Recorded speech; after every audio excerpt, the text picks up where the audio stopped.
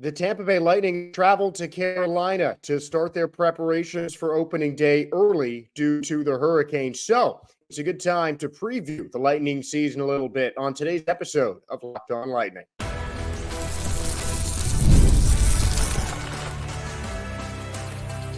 You're Locked On Lightning, your daily podcast on the Tampa Bay Lightning, part of the Locked On Podcast Network, your team every day. I want to thank you for making Locked On Lightning your first listen every day. We're part of the Locked On Podcast Network, your team every day. And if your team is the Tampa Bay Lightning, then this is the show for you. Josh Sperber here on Locked On Lightning, presented by Gametime. As the Tampa Bay Lightning have already begun to prepare for the upcoming Hurricane Milton, expected to make landfall later today. This afternoon, in fact, in the Tampa area. The Lightning players have brought their families, pets to Carolina, have been practicing in Raleigh ahead of the opener on October 11th. No word has been said yet of the Tampa Bay Lightning's home opener scheduled the day following, October the 12th, but they are preparing as if they will begin the regular season schedule and not have to cancel their home opener on the 12th as well. So we will start previewing some of the Tampa Bay Lightning season. They'll take on the Carolina Hurricanes, who had one of the top 5 best records in NHL last season, made it to the second round of the NHL playoffs. And one of the players they lost is now on the Tampa Bay Lightning, Jake Guentzel. He was a key deadline acquisition from the Pittsburgh Penguins by the Hurricanes last year. 25 points with 8 goals and 17 assists in around 25 regular season games, and he had 9 points in the postseason as well. So again, solid addition to Carolina in the offseason. Now, of course, with the Lightning. Tampa has played Carolina twice in the preseason so far, ended up in a pair of 2-1 losses for the Lightning, once in the preseason opener, which involved a lot of the two teams' prospects going at it, and then team starters got back into the ring.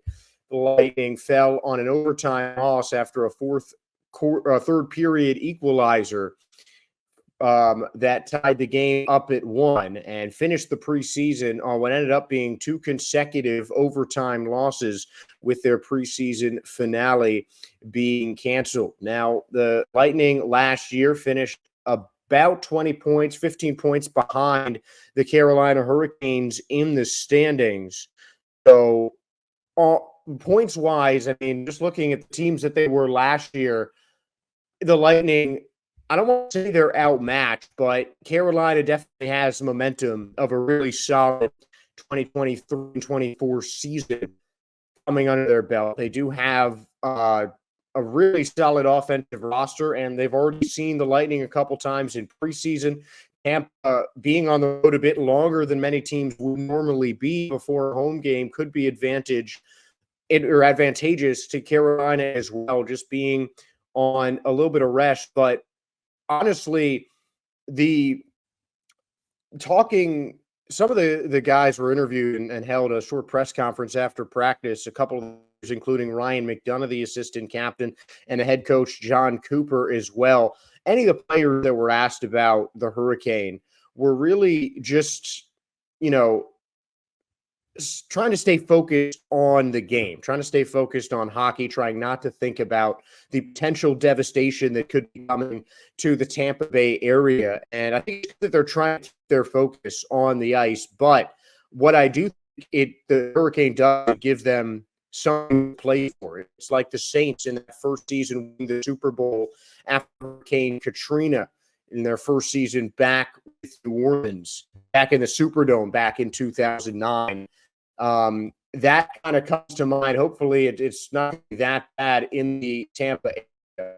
But, I mean, these are just the players have to think about. Many of the players have already donated time and money to the organization in the Tampa Bay area.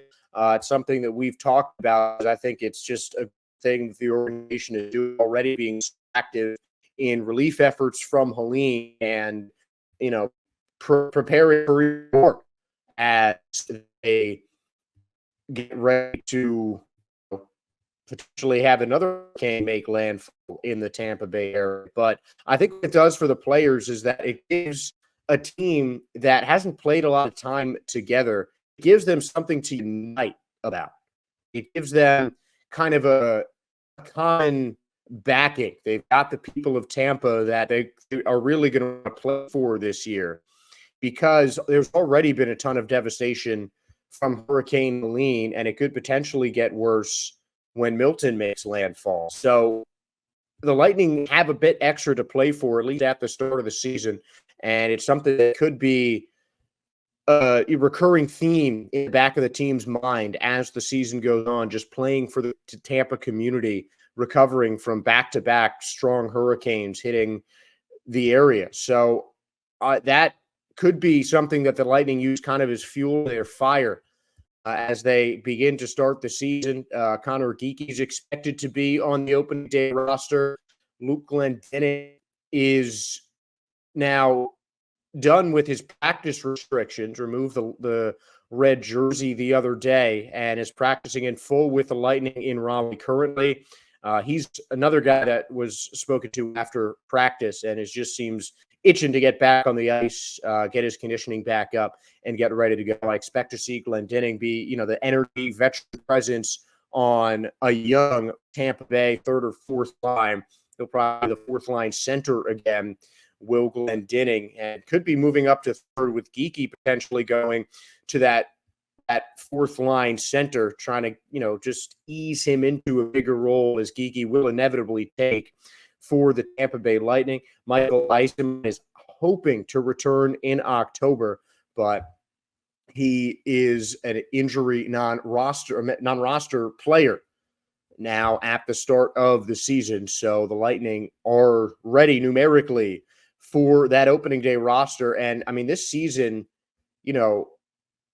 I think this is a tone-setting game for the Lightning, and they obviously you'd want to win, but this is one of those games they can still set a tone for a positive season, even if they don't pull out a victory against Carolina. Now, I think the Lightning are going to come out strong and rip off at a couple of victories to start the season.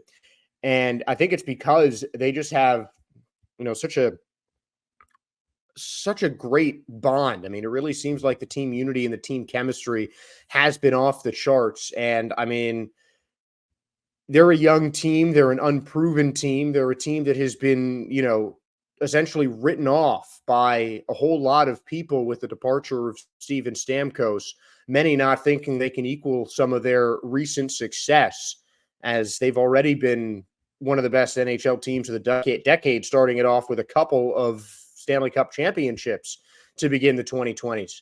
And, 4 years later, they lose a franchise player, replace him with another potential star, yet it doesn't seem to be enough for a lot of people. There's just a lot of untested Lightning players that are going to be put to the test against the Carolina Hurricanes, and then they'll see how far the chemistry has really gone between the team. And I think that the Lightning are going to be playing with a chip on their shoulder. They're going to have, I think, extra support in, disaster situations. Local fans often turn to a sports team for comfort in tougher times. And, a run of solid games by the Lightning could certainly inspire hope in a rebuilding Tampa Bay community. So I think the Lightning players will certainly know that and keep that in their back of their minds when they get out on the ice.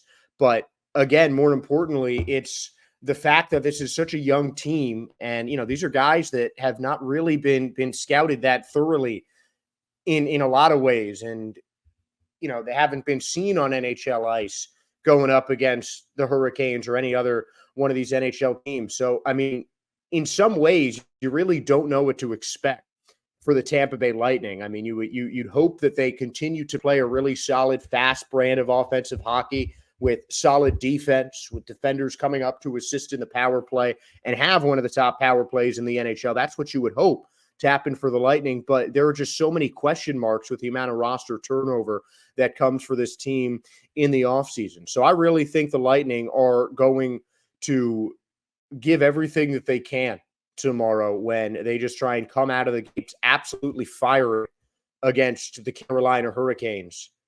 And I hope that they're going to pull out with a win. I think they're going to start their season off with a victory, but it's certainly going to make for an interesting game, starting a potential home-and-home doubleheader with the Carolina Panthers or with the Carolina Hurricanes, excuse me, wrong sport. But I think that the Lightning really have an opportunity to put a big stamp on this season and put the rest of the league on notice that they're still a Stanley Cup contending team. And I think the best possible way for them to do that would be to come out the gate with a win against the Carolina Hurricanes. Now, the Lightning already in Carolina. Jake Guentzel has already been in Carolina. We're going to break down just how crucial the acquisition of Guentzel was for the Lightning in the offseason when we return on Locked On Lightning.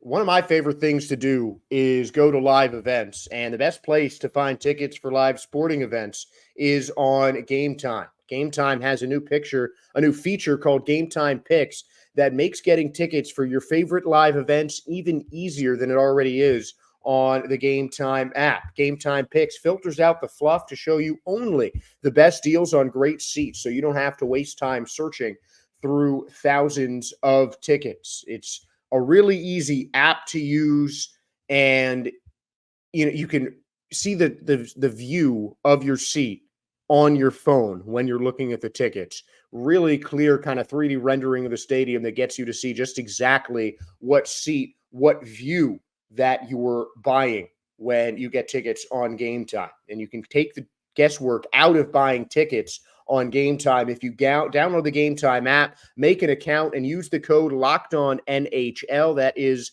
below on your screen, Locked On NHL, for $20 off your first purchase. Terms apply. So create an account, redeem the code Locked On NHL, LAOCKEDONNHL, for $20 off when you download Gametime today. What time is it? Gametime. I've also been able to get an appointment at the Joint Chiropractic with one of their 20 locations in the Tampa Bay area. There is a promotion below on your screen. Go to Buccaneers.com/fans, contests and promotions, and go to thejoint.com to find your nearest Tampa area location where you can get your first visit for just $19. The staff there is very friendly, very helpful when they look for, kind of your diagnosis on your areas of pain, the areas that you need them to work on. And it just made the whole process really easy. I know once everything kind of clears up from the hurricane, I'm certainly going to be back because I'm still dealing with a back pain that brought me in there in the first place. But I can definitely tell you that I'll be back at the Joint.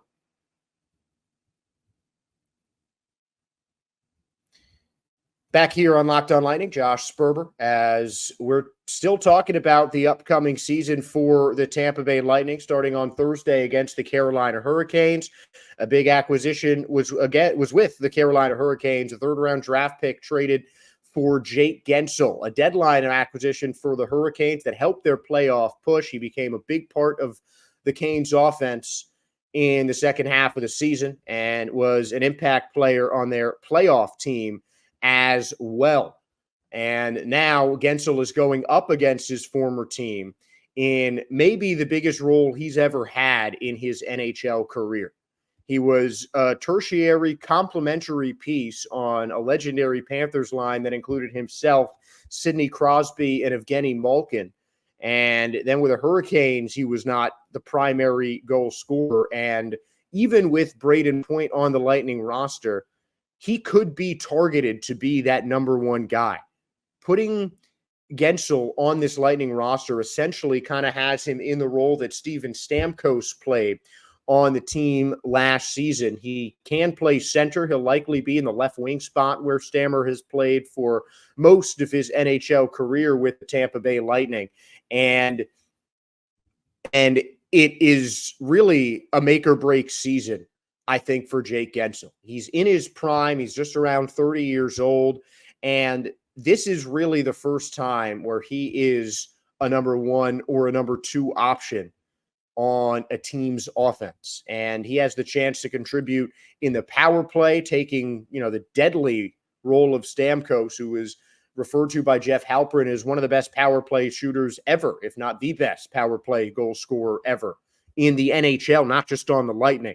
And that is the man who Jake Guentzel is going to be replacing on the power play. So he'll be, maybe the trigger man as Nikita Kucherov plays quarterback on the power play for the Lightning, looking to find Guentzel to set him up for those power play goals. I really like the way that he just streaks right down the wing and cuts in towards the middle. A very agile skater is Jake Guentzel. And the way the Lightning, I think, are going to, position their offense is kind of use Guentzel and Kucherov to push the attack on the wings and have Braden Point just trail in the middle and be a sniper, kind of like a false nine in soccer, with Point as the proverbial striker, just dropping back a little bit, allowing himself to get in better position for long distance snipe, and allowing the wingers like Kucherov and Guentzel to take up some of the more open space on center ice closer to the net, coming off of the wings where they both excel so much. And Guentzel has obviously played with great passers before coming from Pittsburgh and Carolina. You've got Sidney Crosby and Sebastian Aho, Nico Teravainen formerly feeding him passes. And I mean, these are, some great players in the NHL, but Nikita Kucherov is coming off of one of the best passing seasons that has been seen in the NHL in the last decade.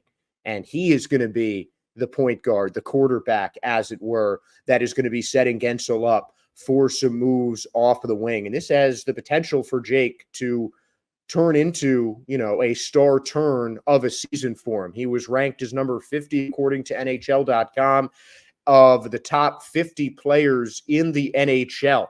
So already highly regarded as a player, now coming into an offensive system, getting on the first line, getting a chance to maybe be the number one goal scoring option for the Tampa Bay Lightning. This is a big chance for Jake Guentzel to cement himself as an elite player in the NHL. And he really does need to have an elite, I'm talking 40, 70-point season, 40-plus goals, something like that, at least, for Jake Guentzel to try and cement himself as a true star, a true elite offensive player in the NHL. And I think he's going to have the opportunity to do that with the Lightning. It's a really high-powered offense for Tampa that I think Guentzel can excel in. And one word that I saw that was used to describe Guentzel is malleable. He's a guy who adjusts to any situation very well. Different line, doesn't matter where he is. As long as he is on the ice, he could be a lethal force for the Tampa Bay Lightning, and that is something that they certainly need to replace a legendary offensive producer on this Lightning team. And I think Jay Guentzel has the potential to get maybe a 50-goal scoring season this year. And I do think that Jay Guentzel is going to lead the Lightning in goals in the 2024-2025 season. Again, the Lightning are coming in being kind of written off a little bit. Guentzel is, a big acquisition for Tampa, but that's not, the move that's been on SportsCenter, just dominating the airways, that people are talking about when they talk about the NHL. They're talking about, new faces and new places, like more of what the Lightning lost rather than what they gained over the course of this offseason. So the Lightning embark on a new journey, and though Victor Hedman might wear the C, Jake Guentzel is, I think, really captaining this ship, because he has to be that extra push of a player, that extra piece of star power, that next level kind of guy for Tampa to, I think, maybe even get back to the playoffs, but certainly to contend in a very difficult Eastern Conference in the NHL. So I'd expect Guentzel to have, I expect Guentzel to have that kind of elite season, cement himself as one of the top guys in the NHL, and keep the Tampa Bay Lightning in the playoffs and on the lips of fans as one of these Stanley Cup contenders in the NHL season. Well, they might not be as successful as they were last year. They might sneak into the playoffs, but I think if Jake Guentzel can produce to the level that he's capable of, that this team expects him to, that this team made that acquisition to go out and get almost immediately following the Stamkos signing, that was their first move. I think they don't do that unless they see some really top-level potential in Guentzel. And the Lightning certainly need him to fulfill that. It's a make or break season for them as a franchise. They've really emerged as, one of the more competitive franchises in the NHL. They need Guentzel to be elite to do that. And I think that is going to be shown in this upcoming NHL season. Now, we've talked about some of the players that are on the Lightning roster, but Tampa has, like every other NHL team, shedded some roster weight to the minor leagues, including the AHL. There are still plenty of top-level prospects in the Lightning season that we could see in a Lightning uniform this year. We'll talk about what is more likely as the Lightning youth movement begins in Syracuse with the Crunch.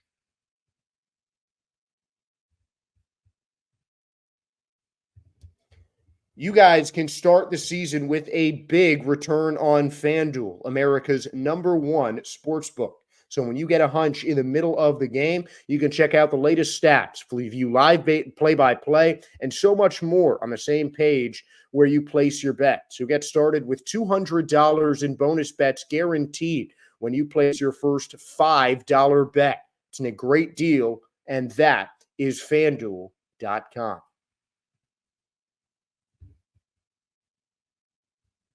Josh Sperber back as we take a dip into the minor leagues for the final segment of today's show, talking about some of the young talent in Tampa that we may see later on in the regular season for the Tampa Bay Lightning. The first guy I want to spotlight is Dylan Duke, who had kind of a bigger whirlwind than most of the Lightning prospects that were with the team during training camp. He was a member of the first group of cuts and then called up and sent back down ahead of and following the canceled game at home against Nashville that was supposed to be the preseason finale.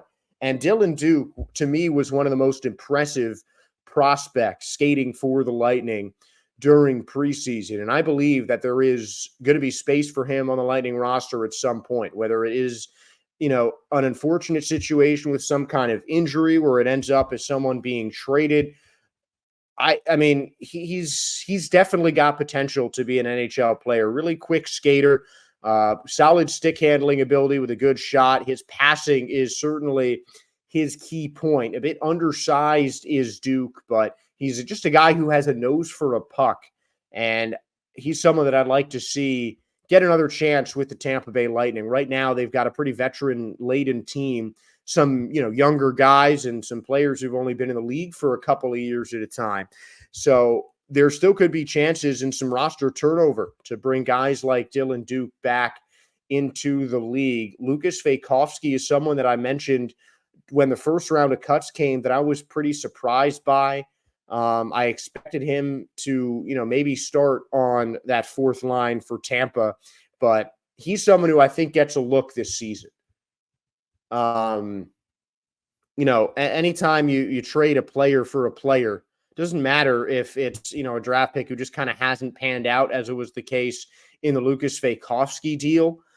But you still clearly see something more to trade a, actual human being for another guy rather than a draft pick or cash or anything that is kind of measured in some sort of potential.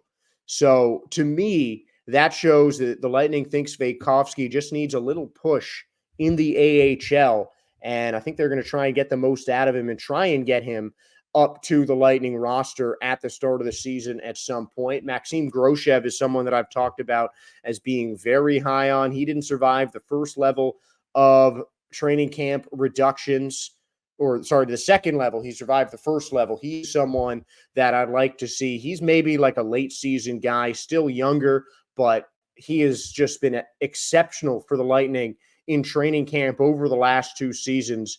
And it really seems like he is getting close to earning his way to the Lightning. Declan Carlisle on defense is someone that I was a little bit surprised got sent down. He might be kind of shifting back and forth from the AHL this season. Gage Gonsalves is someone who I think nagging injury did not help in preseason, but he was someone who got a late call-up last year and was expecting to be a factor for the Tampa Bay Lightning. But I think he's just going to start the season in the AHL and turn into a fourth-line guy for the Lightning as the season progresses.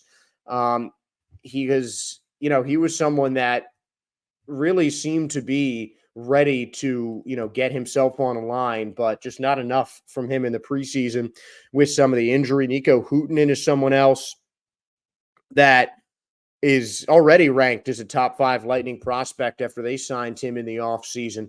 And I don't know if he's going to get up this year, but he is certainly someone that I think should be watched very closely, along with Gabriel Sturck as well, supposed to be just a Lightning shooter on the wing. But it does seem like the Lightning's biggest prospect is going to start with the team in Connor Geekie, especially with the Michael Eyssimont injury news. So some of that youth movement has already started in Tampa as they expect to see Connor Geekie. Again, I expect him to be that fourth-line center, pumping Glendening up maybe to third line. He might even just be there as a veteran presence, but I expect Connor Geekie to be on a line on opening day and, just continue to show some of that preseason power. And he might, he's already shown that he can score, hit, fight, even defend pretty well for an offensive player. And Geekie is another big key to the Tampa Bay Lightning season. I think Jake Guentzel is certainly, if there's one guy that can make or break the season, I think Jake Guentzel is that guy. I can't say the same in terms of breaking the season for Connor Geekie. Obviously, you can't just expect a prospect, regardless of how highly touted, regardless of his skills on the ice.